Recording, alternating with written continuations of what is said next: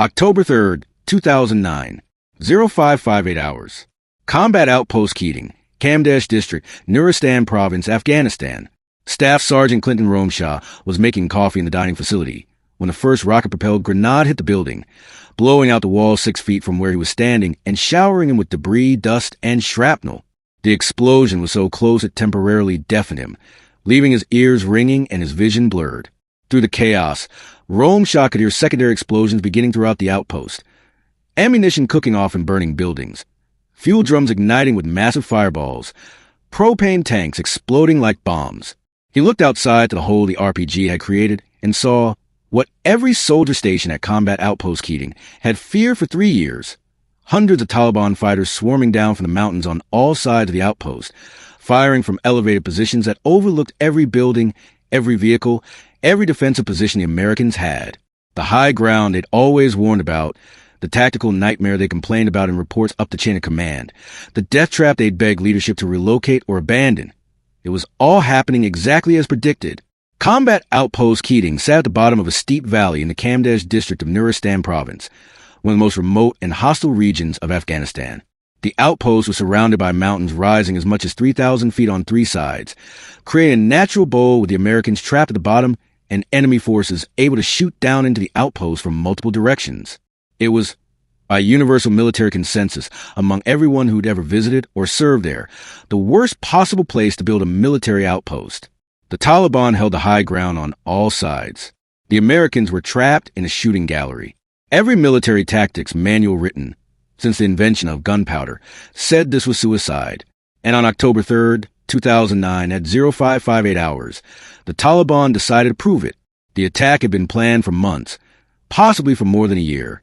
Intelligence would later reveal that between 300 and 400 Taliban fighters had spent weeks moving into position, occupying carefully prepared fighting positions on the mountainsides surrounding Combat Outpost Keating. They had rocket-propelled grenades, PKM machine guns, mortars, recoilless rifles, and thousands of rounds of ammunition. They had spotters who'd been watching the outpost for months, noting patrol schedules, defensive weaknesses, the locations of ammunition storage, and fuel supplies. They knew exactly where to shoot to cause maximum damage.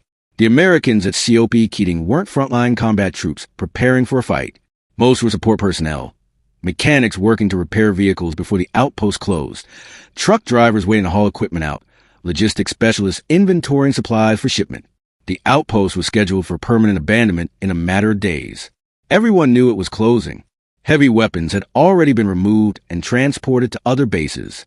Defensive positions had been weakened as equipment was packed. Ammunition supplies had been reduced because nobody wanted to transport tons of ammunition that wouldn't be needed. The Americans were at their most vulnerable moment in the 3 years the outpost had existed. The Taliban knew this. They'd watched the preparations. They'd seen the heavy weapons leave. They'd noted the reduction in defensive capability. They'd waited for the perfect moment. And at 0558 hours on October 3rd, 2009, they attacked with overwhelming force from 3 directions simultaneously. Within 30 minutes, Taliban fighters had breached the perimeter wire and were inside the outpost, fighting building to building with American soldiers. Buildings were burning, creating smoke that made visibility nearly impossible. Americans were cut off from each other, unable to coordinate defense. Radio communication was disrupted by the volume of fire and by damage to antennas. The chain of command was fractured as leaders were killed or wounded. By any tactical assessment, the Americans should have been overrun within the first hour. By the end of the day, 8 American soldiers would be dead and 27 would be wounded. Casualty rates of 15% killed and 50% wounded among the 53 Americans present. These were catastrophic losses, the kind of numbers that usually mean a position was overrun and defenders were slaughtered. But Combat Outpost Keating wasn't overrun. The Americans fought back. They organized a counterattack. They retook the outpost building by building. They killed an estimated 150 to 200 Taliban fighters. They held their ground until air support arrived and drove off the remaining attackers. They won a battle that every tactical factor said they should have lost. This is the story of the Battle of Kamdesh, one of the most intense and controversial battles of the Afghanistan War. The story of 53 American soldiers who refused to surrender despite impossible odds. The story of 2 men who earned the Medal of Honor in the same battle. and the story of a military outpost that should never have existed, but whose defenders prove that courage and determination can overcome even the worst tactical situation.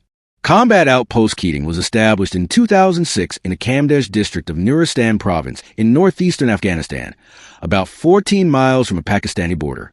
The location was chosen for strategic reasons that made sense on a map, but made no sense on the ground. American military planners wanted a presence in Nuristan Province to interdict Taliban supply routes from Pakistan, to support the Afghan government authority in a remote region, and to conduct counterinsurgency operations among the local population. The problem was that Nuristan Province was one of the most difficult operating environments in Afghanistan. The terrain was extremely mountainous. The Hindu Kush mountain range created valleys thousands of feet deep with peaks rising to 15,000 feet and higher. The roads were primitive, narrow dirt tracks that were impassable during winter and dangerous during good weather. The local population was fiercely independent, historically hostile to outsiders and sympathetic to the Taliban. The province bordered Pakistan, making it easy for Taliban fighters to cross the border, attack American positions, and retreat to sanctuary areas where American forces couldn't follow without creating an international incident. When American military planners decided to establish an outpost in the Kamdesh district, they chose a location in the Kamdesh River Valley near the village of Ermal.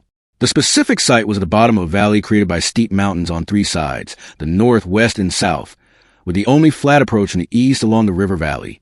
From a logistic standpoint, this made sense. The outpost was near the only road in the area, close to a river for water, and adjacent to local villages for interaction with the population. From a defensive standpoint, it was insane. The mountains surrounding the outpost rose between 1,500 and 3,000 feet above the valley floor. Taliban fighters occupying positions on those mountains could shoot directly down into the outpost from distances ranging from 200 to 1,000 meters. The Americans at the bottom of the valley would be fighting uphill, which meant difficult shooting angles, limited visibility of enemy positions, and the constant disadvantage of being in a lower position. Every building, every vehicle, every outdoor area in the outpost would be visible from enemy positions on the high ground. Military officers who visited COP Keating during its 3 years of operation consistently reported that the location was tactically indefensible.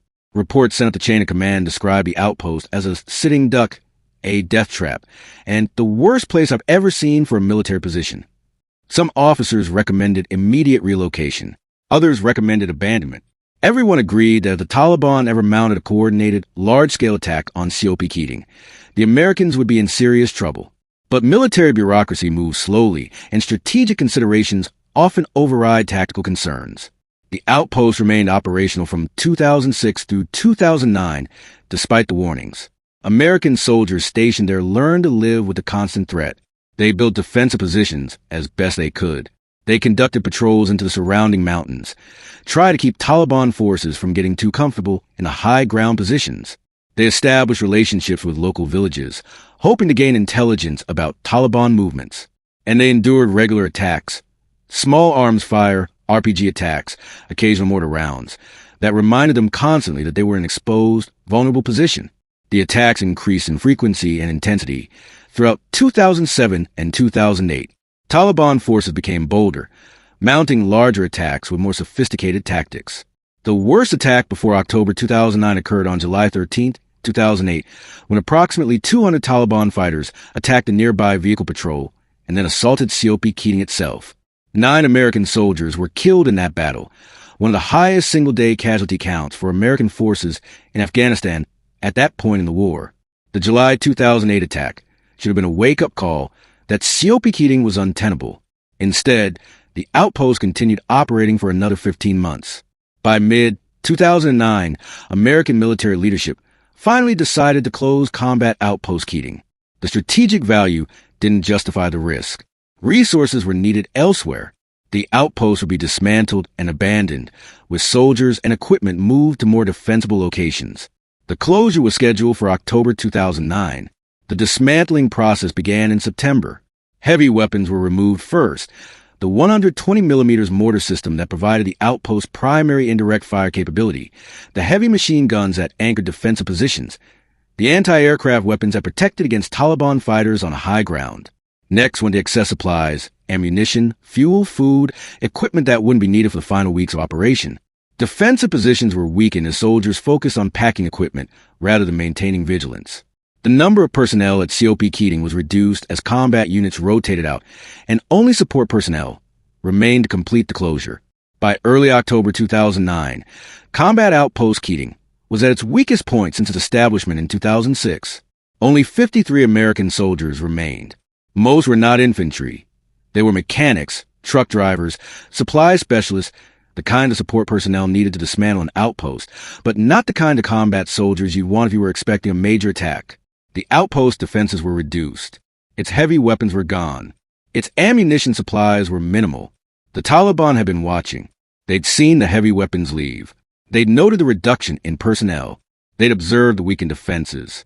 They'd planned for months, possibly for years, waiting for the perfect moment to attack. And the perfect moment was now. Early October 2009, when COP Keating was scheduled to close, when defenses were weak, when most of the soldiers present were support personnel, rather than combat troops. On the night of October 2nd, 2009, between 300 and 400 Taliban fighters moved into final attack positions on the mountains surrounding Combat Outpost Keating. They brought RPGs, machine guns, mortars, and thousands of rounds of ammunition. They occupied fighting positions they prepared over months, positions with clear lines of fire into the outpost, positions that were difficult for Americans to see or target from below. They waited for dawn. At 0558 hours on October 3rd, 2009, they opened fire. Staff Sergeant Clinton Romesha, 29 years old, from Lake City, California, was a cavalry scout, a combat soldier whose job was reconnaissance and security. He was one of the few actual combat troops still at COP Keating as it prepared to close. On the morning of October 3rd, he was in the dining facility getting coffee when the attack began. The first RPG hit the building wall about 6 feet from where Romesha was standing. The explosion was massive, far louder and more violent than the occasional harassment fire the outpost received. This wasn't random fire. This was a full-scale attack. Romesha dug for cover as more RPGs hit the building, blowing out walls and starting fires. Through the holes in the building, he could see Taliban fighters on the mountains surrounding the outpost, dozens of them, maybe hundreds, firing from multiple positions. Within seconds, the entire outpost erupted in chaos. RPGs were hitting buildings throughout COP Keating. Machine gun fire was coming from 3 directions, north, south, and west, raking every outdoor area. Mortars were falling inside the perimeter, creating explosions that threw shrapnel and debris in all directions. The volume of fire was overwhelming, far beyond anything the soldiers at COP Keating had experienced in previous attacks. Specialist Ty Michael Carter, 26 years old, from Spokane, Washington, was in a different building when the attack started. Carter was assigned to one of the guard towers, elevated positions built to provide better visibility and defensive fire. He ran towards the assigned position, tried to cross an open area between buildings. Taliban machine gun fire ripped across the ground at his feet. Carter dug behind a Humvee, pinned down, unable to move. He could see Taliban fighters on the mountains, so many that he couldn't count them, firing coordinated bursts that covered every approach to the defensive positions. The Taliban had planned their attack with sophisticated tactics. They had identified key targets before firing a single shot. The command post where officers coordinated defense, the ammunition storage point where defenders would need a resupply, the generator that powered communications, the fuel storage area whose destruction would create massive fires, and the barracks buildings where most soldiers would be when the attack began at dawn. The first wave of fire focused on these targets. RPGs hit the command post, killing or wounding several soldiers and disrupting the chain of command. Machine gun fire suppressed the guard towers, preventing defenders from reaching their positions.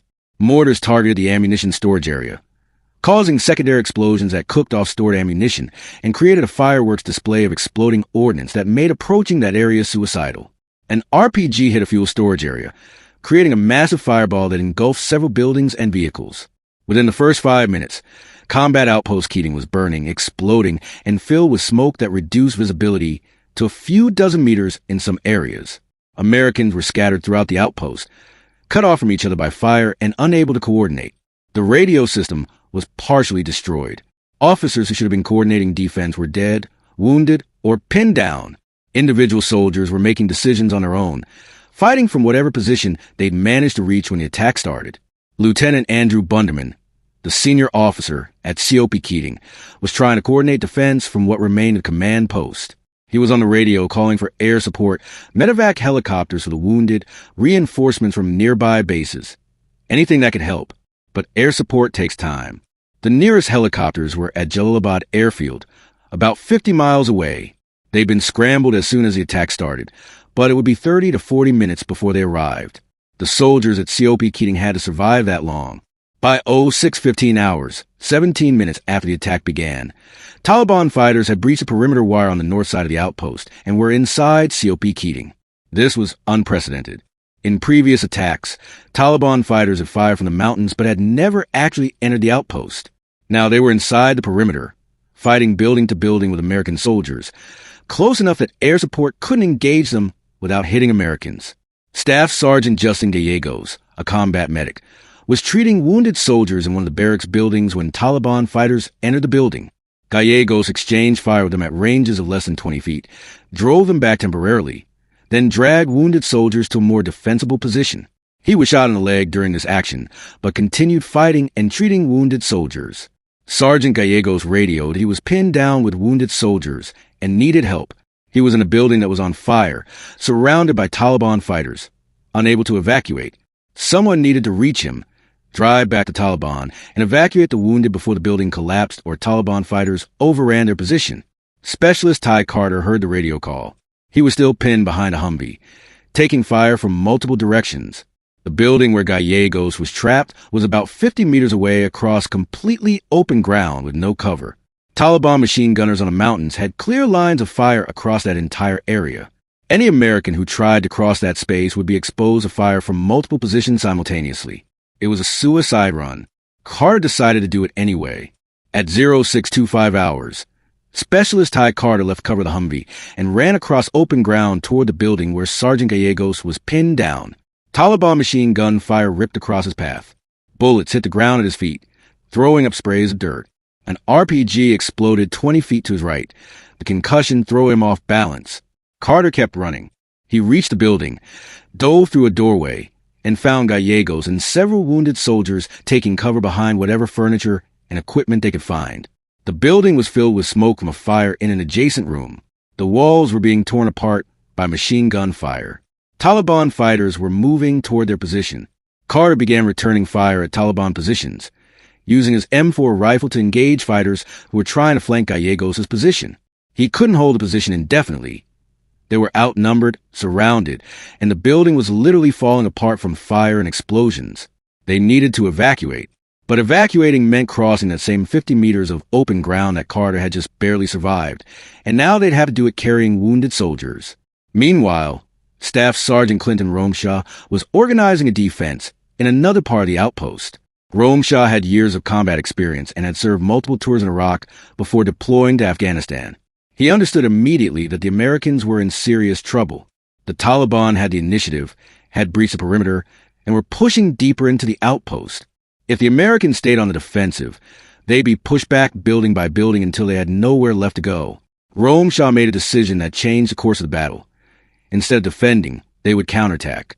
This was a radical decision. The Americans were outnumbered at least 6-1. They were taking fire from elevated positions they couldn't effectively suppress. Many of their heavy weapons had been removed during the outpost closure process. They had casualties that needed medical attention. Every tactical consideration suggested that counterattacking was suicide. Romesha gathered the soldiers near his position, maybe 8 or 10 men, and explained the plan. They couldn't sit and wait for the Taliban to overrun them.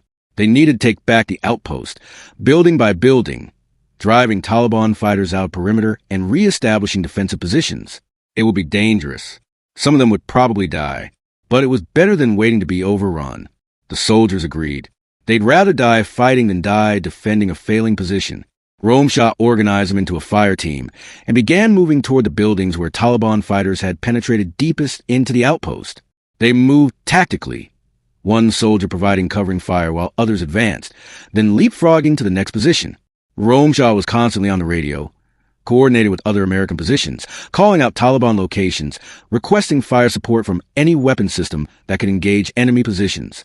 At approximately 0645 hours, Romesha's team made contact with a large group of Taliban fighters who were occupying one of the barracks buildings. The fighting was close range, 30 to 50 meters, with both sides using automatic weapons fire. Romesha moved forward under fire to get a better position for throwing grenades. He was shot in the arm. The bullet went through his bicep, but Romesha barely noticed. He threw grenades into the building where Taliban fighters were positioned, then led his team in an assault that drove the Taliban out. The counterattack was working. Slowly, building by building, Romesha's team was pushing Taliban fighters back toward the perimeter. Other American soldiers, inspired by Romesha's example, began mounting their own counterattacks from different areas of the outpost. The defense was no longer fragmented individuals fighting desperately. It was becoming an organized resistance. But the situation was still critical. Taliban fighters controlled large portions of the outpost. American casualties were mounting. Sergeant Gallegos and several wounded soldiers were still trapped in a burning building, surrounded by Taliban fighters. Someone needed to get them out. Specialist Ty Carter prepared to make his second suicide run. At approximately 0700 hours, more than an hour into battle, Carter left a relative cover the building where he'd been fighting and ran back across that same 50 meters of open ground to reach American positions where they could evacuate the wounded. He was carrying information about Gallegos' position and the condition of the wounded soldiers. He needed to coordinate a rescue. For the second time that morning, Carter crossed open ground under heavy fire and survived. Bullets hit all around him. An RPG exploded close enough to shower him with debris. Carter reached the American position, reported on Gallegos' situation, and then, despite having to survive 2 suicide runs, volunteered to go back and help evacuate the wounded. The rescue team assembled. Carter, several other soldiers, and a plan to fight their way into Gallegos' building, stabilize the wounded, and evacuate them to a position where they could be treated and eventually medevaced out when helicopters arrived. It would require crossing that kill zone again, this time moving slowly with wounded soldiers, while Taliban fighters tried to kill them. They did it anyway. At approximately 0720 hours, Carter and the rescue team crossed the open ground for a third time. Taliban fire was, if anything, heavier than before. The Taliban had realized this was a critical area and were concentrating fire on it. The team reached Gallegos' building, loaded wounded soldiers, and began the evacuation. Sergeant Gallegos, despite being wounded himself, helped carry other wounded soldiers. Carter and the other members of the rescue team provided covering fire, engaging Taliban positions while moving wounded soldiers across open ground. They made multiple trips, each one under heavy fire, each one with the risk that they be hit and killed. By 0800 hours, 2 hours into the battle, the wounded soldiers had been evacuated from the burning building. Several were critically wounded and would die without immediate medical attention. But they'd been moved to a position where combat medics could work on them and where, when the medevac helicopters finally arrived, they could be loaded and transported to a field hospital. The evacuation of the wounded was a turning point. American soldiers throughout the outpost saw that rescue was possible, that even in the most exposed and dangerous positions, their fellow soldiers would come for them. Morale, which had been understandably low when Taliban fighters breached the perimeter, began to rise. The Americans weren't just defending anymore. They were fighting back. And Staff Sergeant Clinton Romesha was organizing a fight that would retake Combat Outpost Keating. By 0830 hours, 2.5 hours into battle, the situation at Combat Outpost Keating had stabilized somewhat, but remained critical. Taliban fighters still controlled portions of the outpost, particularly the northern section where they'd first breached the perimeter. American casualties stood at 4 dead and more than a dozen wounded. Buildings were burning. Ammunition was running low. But the Americans were no longer on the verge of being overrun. Air support had arrived. Apache attack helicopters from Jalalabad Airfield had reached COP Keating around 0730 hours and were engaging Taliban positions on the surrounding mountains. The Apaches couldn't solve the problem entirely. Some Taliban fighters were too close to American positions for the helicopters to engage safely, but they were suppressing enemy fire from the high ground and preventing reinforcements from entering the fight. 10 Thunderbolt II Warthog aircraft had also arrived and were making gun runs and dropping bombs on Taliban positions. F-15E Strike Eagles were flying high-altitude orbits, available to drop precision-guided munitions on any target that could be identified and marked. The air support was critically important, but it came with enormous risk. Some Taliban fighters were literally within 50 meters of American positions, and any bombing or strafing run had to be carefully coordinated to avoid hitting friendly forces.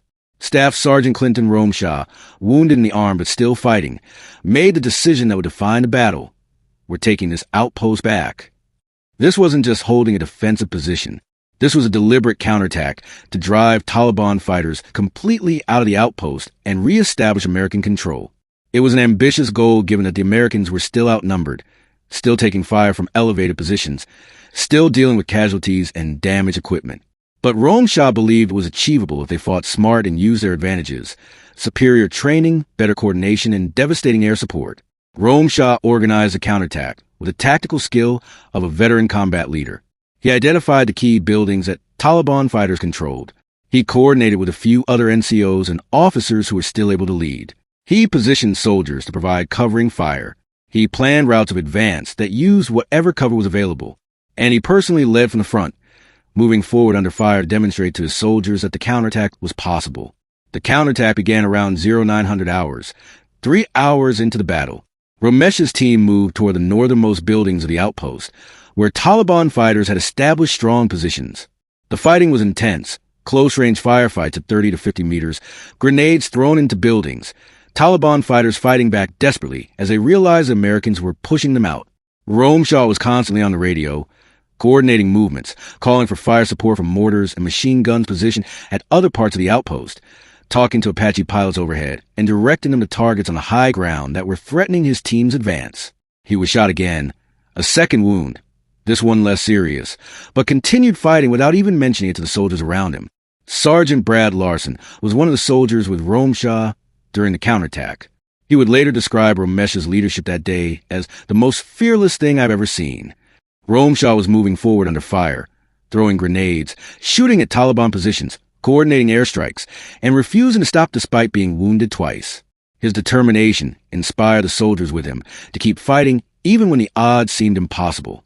By 1,000 hours, 4 hours into battle, Romesha's team had retaken most of the northern section of the outpost. Taliban fighters who'd been inside the perimeter were dead or had retreated back across the wire. Buildings that had been occupied by the Taliban were back under American control. The perimeter was reestablished, but the battle wasn't over. Taliban fighters still held positions on the mountains, still a clear field of fire into the outpost, and were still shooting at any American who moved in the open. The outpost had been retaken, but it remained under siege. That's when the close air support became critical. American forward air controllers, soldiers specially trained to coordinate airstrikes, were talking directly to Apache pilots, A-10 pilots, and F-15 pilots, identifying Taliban positions and directing fire that was, in military terminology, danger close. The aircraft were dropping bombs and firing missiles within 50 to 100 meters of American positions, close enough that soldiers could feel the concussion and be showered with debris from the explosions. One soldier would later describe an A-10 gun run that came so close he could see the pilot's face as the aircraft pulled up after firing its 30mm cannon. Another described an Apache helicopter that fired Hellfire missiles at a Taliban position that was perhaps 70 meters from American soldiers, close enough that if the missile had been off target by even a small amount, it could have killed Americans instead of Taliban. The risk was extraordinary. Close air support at these distances required perfect coordination between the soldiers on the ground and the pilots in the air.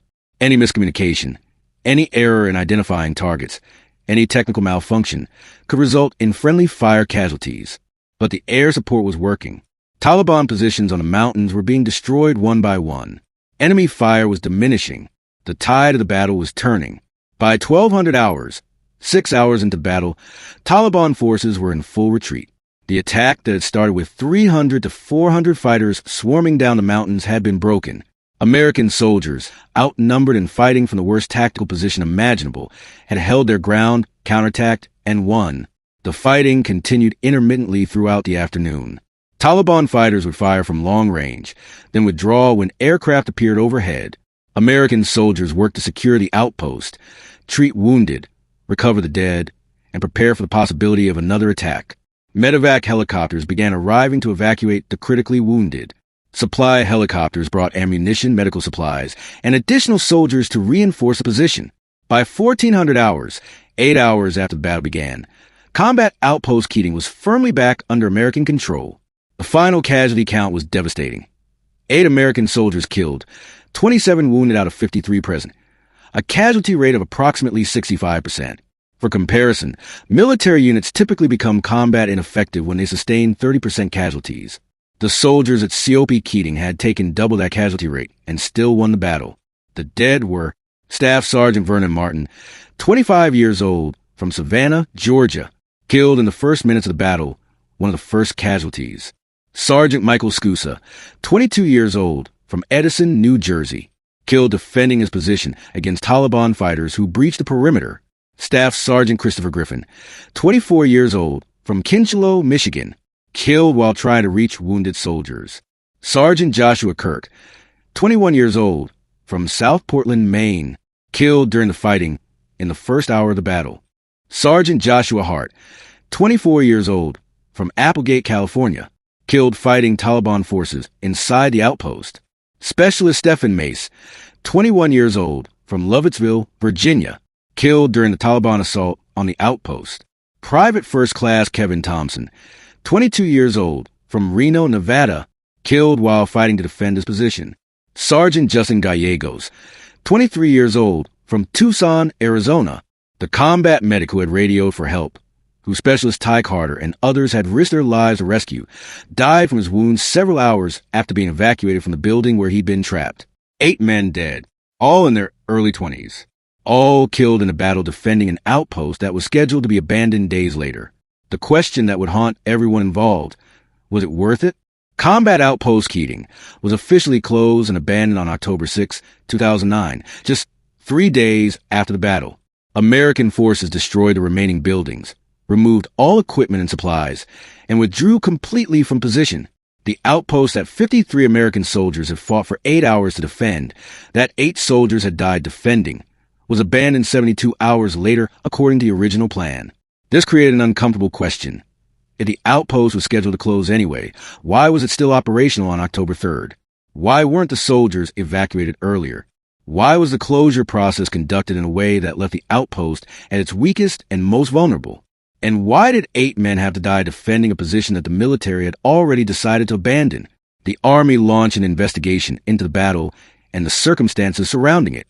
The investigation found that multiple levels of command had failed to adequately assess the risk at COP Keating and had failed to accelerate the closure timeline even after intelligence indicated that a major Taliban attack was likely. The investigation resulted in several officers receiving career-ending reprimands, though no one was court-martialed or criminally charged. The military conclusions were clear. COP Keating should never have been established in that location in the first place. Once established, it should have been relocated or closed much earlier. And once a decision to close it was made, the closure should have been conducted more quickly with greater security precautions. The Battle of Kamdesh was, in many ways, a preventable disaster that resulted from poor planning, inadequate risk assessment, and bureaucratic delays. But the investigation also found something else. The soldiers at Combat Outpost Keating had fought with extraordinary courage and had achieved a tactical victory against overwhelming odds. They'd been placed in an impossible situation and had won anyway. Their performance, particularly the leadership of Staff Sergeant Clinton Romesha and Specialist Ty Carter, had been exceptional. The recommendation was made that both Romesha and Carter be awarded the Medal of Honor, America's highest military decoration, awarded only for valor in combat above and beyond the call of duty. On February 11, 2013, President Barack Obama presented the Medal of Honor to Staff Sergeant Clinton Romesha in a ceremony at the White House. The citation praised Romesha's extraordinary heroism during the battle, noting that he had continuously exposed himself to heavy enemy fire while organizing the defense and counterattack, that he had been wounded multiple times but refused medical attention, and that his leadership had been critical to saving American lives and preventing the outpost from being overrun. President Obama said during the ceremony, even as he tended to the wounded, even as he fixed a broken generator under fire, Clint never gave up. He never quit. By the time the guns fell silent, Clint and his fellow soldiers had killed some 150 Taliban fighters and had repelled one of the largest attacks against an American outpost during the entire war in Afghanistan. On August 26, 2013, President Obama presented the Medal of Honor to Specialist Ty Michael Carter in a second White House ceremony. The citation noted Carter's conspicuous gallantry in making multiple runs across open ground under heavy fire to rescue wounded soldiers, his complete disregard for his own safety, and his critical role in evacuating Sergeant Gallegos and other wounded soldiers from positions where they would have been killed if Carter hadn't reached them. This was the first time since the Vietnam War that 2 living soldiers in the same battle had received the Medal of Honor. It spoke to both the intensity of the fighting at COP Keating and the exceptional performance of the soldiers who fought there. The Battle of Kamdesh became one of the most studied engagements of the Afghanistan War. Military academies analyzed the tactical lessons, the dangers of establishing outposts in indefensible positions, the importance of adequate defensive preparations, the critical role of air support in modern combat, and the way individual leadership at the small unit level can overcome poor strategic planning. Journalist Jake Tapper wrote a book about the battle, The Outpost, an untold story of American valor, published in 2012.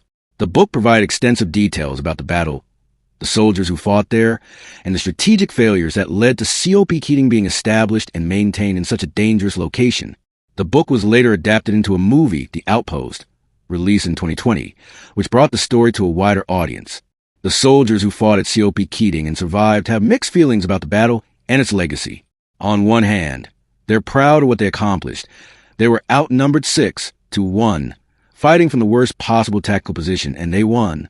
They killed an estimated 150 to 200 Taliban fighters, while sustaining significant but not overwhelming casualties themselves. They proved that American soldiers, even in the worst circumstances, could defeat a numerically superior enemy through superior training, courage, and determination. On the other hand, they're angry about the strategic failures that put them in that position. They lost 8 friends, 8 men who died defending an outpost that everyone knew was indefensible, that was scheduled to close, that should never have been there in the first place. They wonder if those deaths could have been prevented with better planning, faster decision-making, or more realistic assessment of the risks. Clinton Romesha, after receiving the Medal of Honor, was asked if the battle was worth it. His answer was nuanced. The battle itself? We did what we had to do. We fought, we survived, we won. I'm proud of every soldier who was there that day. But the bigger question, whether COP Keating should have existed, whether we should have been there on October 3rd, that's a different question with a harder answer. Ty Carter has been more direct in his criticism of the strategic decisions that led to the battle. He said publicly that COP Keating was a tactical disaster that resulted from multiple failures at multiple levels of command. He's also said that while he's honored to have received the Medal of Honor, he'd trade it in an instant to have his 8 friends back. The survivors carry scars, physical and psychological, from the battle. Multiple soldiers have been diagnosed with post-traumatic stress disorder. Some have struggled with survivor's guilt, wondering why they lived when 8 of their friends died. Some have had difficulty transitioning back to civilian life, finding that the intensity of combat and the bonds formed under fire are experiences that can't be replicated or explained to people who weren't there. But they also carry pride. They know they fought in one of the most intense battles of the Afghanistan War. They know they were outnumbered and outgunned and rode anyway.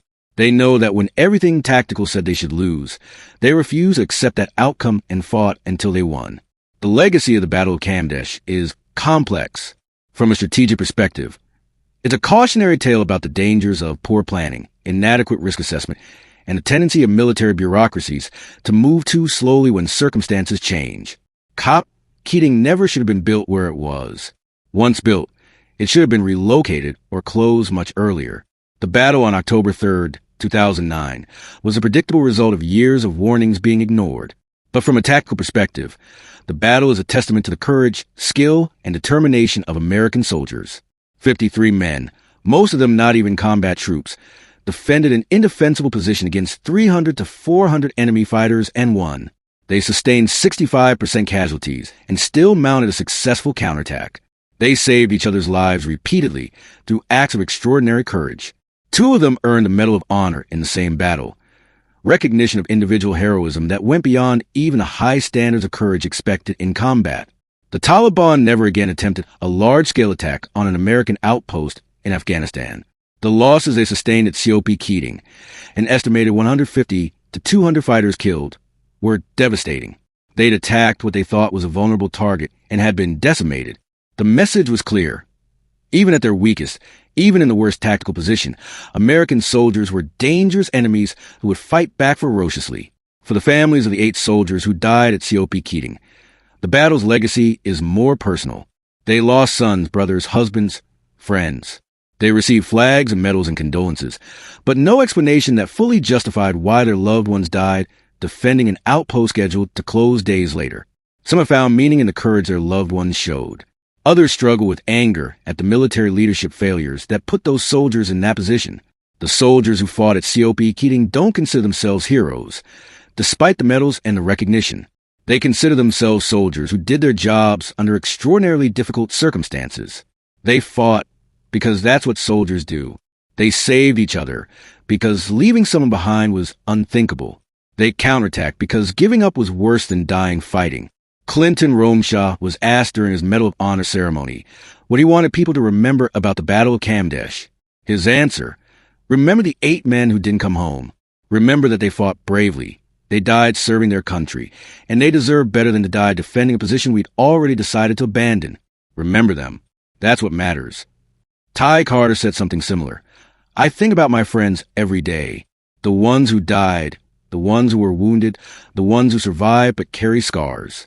We were put in an impossible situation, and we fought our way out. But we shouldn't have been there in the first place. That's a lesson of COP Keating. Courage can overcome bad tactics, but courage shouldn't have to. The Battle of Combat Outpost Keating stands as one of the defining engagements of the Afghanistan War, a battle that demonstrated both the worst and the best of American military operations. The worst: poor strategic planning, inadequate risk assessment, bureaucratic delays that put soldiers in unnecessary danger. The best: extraordinary courage, exceptional leadership, soldiers who refused to surrender despite impossible odds. 53 American soldiers defended the worst military position imaginable against 300 to 400 enemy fighters. 8 died, 27 were wounded, and the remaining fought until they won. They held Combat Outpost Keating because surrendering wasn't an option. They counterattacked because defending wasn't enough. They saved each other because leaving anyone behind was unthinkable. And when the battle was over, when the guns fell silent, when the wounded were evacuated and the dead were honored, one fact remained undeniable. The Taliban never took Combat Outpost Keating. The Americans abandoned on their own terms 3 days later, as originally planned. The soldiers at COP Keating had refused to lose a battle they never should have had to fight.